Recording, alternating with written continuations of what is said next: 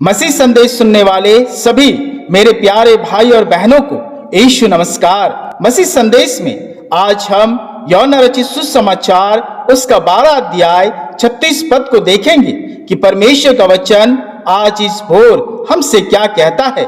यूहन्ना रचित सुसमाचार उसका 12 अध्याय 36 पद।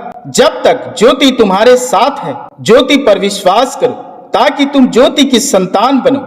ये बातें कहकर यीशु चला गया और उनसे छिपा रहा। आज का वचन कहता है यीशु चला गया और उनसे छिपा रहा। मेरे प्रियो, क्यों यीशु चला गया? यीशु क्यों छिप गया? जानते हैं क्यों? वचन में आगे यीशु मसीह कहते हैं कि मैंने तुम्हें इतने चिन्ह दिखाए तो भी तुमने विश्वास नहीं किया, क्योंकि तुम्हारी आंखें अंधे हो गए हैं, तुम्हारा मन कठोर हो गया है। मैंने अपने आप को भी तुम्हारे सामने प्रकट किया, परंतु तुमने मुझे नहीं पहचाना, तुमने मुझे मन से नहीं समझा। मेरे प्रियो, जब हम अपने मसीह पर विश्वास नहीं करते हैं, वह हमारे पास से चला जाता है, वह हमसे अपने आप को छिपा लेता है। कई बार हम ऐसा काम करते हैं, जब यीशु हमसे दूर चला जाता है, वह हमसे छिप जाता है।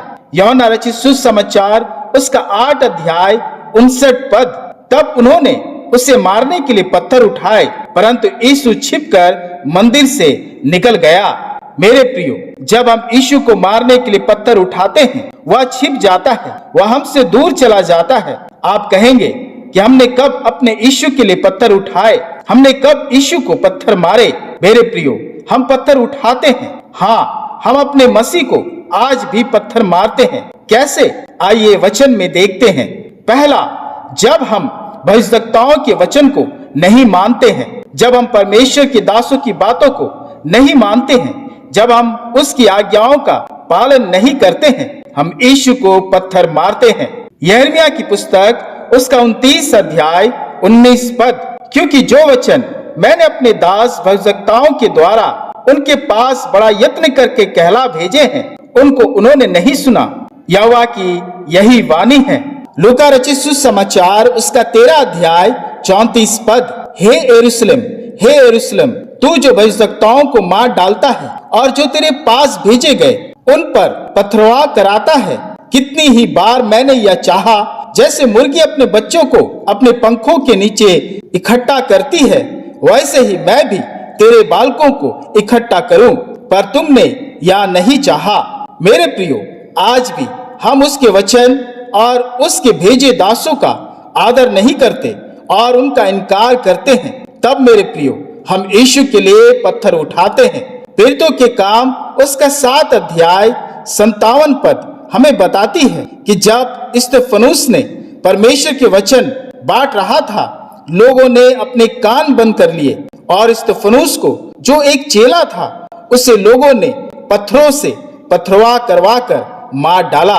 मरकुस रचित सुसमाचार उसका 12 अध्याय 3 से 8 पद यही बात हमें बताती है कि यीशु ने दृष्टांत में कहा कि परमेश्वर ने अपने कई दासों को भेजा कि लोग उसकी सुने, यहाँ तक कि अपने पुत्र को भी भेजा, परंतु लोगों ने परमेश्वर के दासों के साथ साथ परमेश्वर के पुत्र को भी मार डाला। मेरे प्रियो, हम भी आज यही कर रहे हैं। दूसरा, हम यीशु पर पत्थर उठाते हैं जब हम उसके वचनों पर पत्थरों को रख देते हैं, उसके वचनों को पत्थरों से कुचल देते हैं। और यीशु ने लूका रचित सुसमाचार उसका 8 अध्याय 4 से 15 पद में यही बात कही है कि बीज बोने वाले का कुछ बीज पथरीली भूमि पर गिरा और वे बीज सूख गए।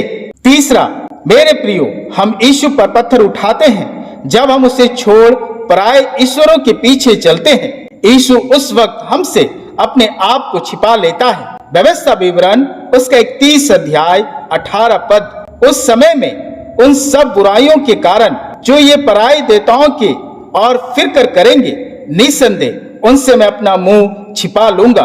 व्यवस्था विवरण उसका 32 अध्याय 20 पद। तब परमेश्वर ने कहा, मैं उनसे अपना मुंह छिपा लूंगा और देखूंगा कि उनका अंत कैसा होगा, क्योंकि इस जाति के लोग बहुत टेढ़े हैं और धोखा देने वाले पुत्र हैं। वैसे ही मीका उसका 3 अध्याय 4 पद कहता है, वे उस समय यहोवा की दुहाई देंगे, परंतु उनकी ना सुनेगा, वरन उस समय वह उनके बुरे कामों के कारण उनसे मुंह फेर लेगा। मेरे प्रियो, परमेश्वर आपसे छिप ना जाए, परमेश्वर आपसे मुंह ना मोड़े। इसलिए यह समय परमेश्वर ने हमें दिया है कि हम पत्थर ना उठाए, उसका इनकार ना करें, क्योंकि यदि हम यीशु पर पत्थर उठाते हैं तो वह हमारे पास से चला जाता है। परमेश्वर इस भोर अपने इस वचन के द्वारा हम सबों को बहुतायत से आशीष दे। आमीन। आइए हम प्रार्थना करें। हे पिता, हम धन्यवाद करते हैं कि हम जो तेरे पास अपने प्रार्थनाओं को लेकर आते हैं, तू हमारी सुनता है। इस भोर तेरा धन्यवाद करते हैं कि तूने अपने वचन से हमें समझाया है कि हम कई बार ऐसा काम करते हैं कि तू हमसे दूर चला जाता है। आज कई तेरे वचन से दूर हैं, तेरे वचन सुनना नहीं चाहते हैं, तेरे दासों का अनादर करते हैं, उनके वचनों को नहीं सुनते हैं और हम अपने हाथों में पत्थर उठा लेते हैं। हे पिता, हम जो तेरे पास आए हैं, हमें ग्रहण कर और हमसे ना छिप। तेरा वचन हम में अधिकाई के साथ बसने पाए, हमारे पत्थर हमारे हाथों से गिर जाए, हमारे हृदय में तेरा वचन बल पाए और तेरे दासों के प्रति हम ईमानदार रहे। हे पिता, इस भोर हमारे संग और साथ हो, हमारी प्रार्थना को उत्तर तू हमें प्रदान कर। मेरे साथ जो प्रार्थना कर रहे हैं उनकी सुधि ले, उनकी प्रार्थनाओं का उत्तर हार आमीन में प्रकट कर कि तेरे लोग धन्य हो जाए। और हम जानते हैं कि तू हमारी प्रार्थनाओं को सुनता है और पूरी भी करता है। और इस प्रार्थना को अपने प्रिय पुत्र यीशु मसीह के नाम से ग्रहण कर। आमीन, आमीन।